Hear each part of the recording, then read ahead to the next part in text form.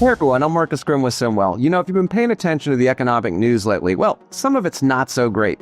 But that doesn't mean we can't plan how to handle times like these. Today I'm with SimWell's CRO and partner, Jon Santavy, and he's going to be talking about how we can use decision intelligence when the economy changes. So Jon, when economic uncertainty starts creeping in, we know companies don't freeze, but they do recalibrate.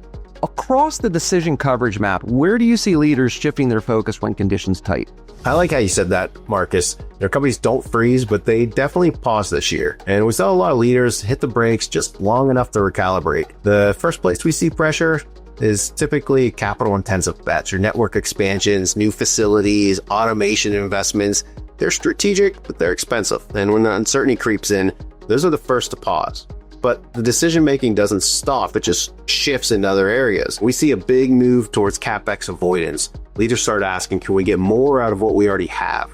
That means digging into the people, processes, and assets that can unlock more flexibility. That's interesting, Jon. Give me an example. In a recent supply chain project we've done, we helped a client save $6 million by shifting where a specific SKU was produced. They were planning to invest in new capacity, but the simulation showed they didn't have to. By reallocating production across their existing sites, they were able to hit their targets with zero new investment. No new buildings, no new lines, just optimal decisions in their planning.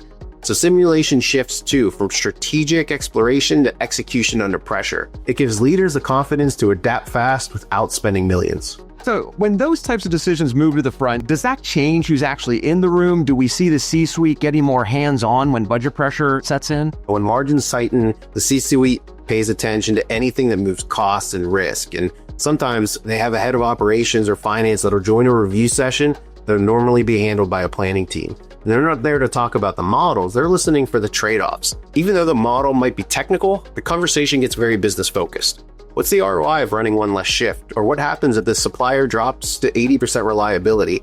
That's when simulation becomes a strategic tool, not just a planning one. So let's say I'm a planner trying to get buy-in for a simulation project right now. How should I be using this insight? What actually gets traction with leadership? If you're trying to get the attention of your leadership team, it works best when you bring them something that speaks directly to what they're fixated on. And in a tighter economy, they're fixated on cost, flexibility, and exposure. So the key is to frame your model around a decision they already care about. Don't pitch a simulation of our factory. Pitch, can we meet Q4 demand without adding shifts? Or what's the least risk inventory plan for our top 5 SKUs? If you're answering the question they're losing sleep over, you'll get the meeting. That's how planners can go from being seen as executors to being seen as strategic. Jon Santavy is the partner with SimWell. Learn more at simwell.io.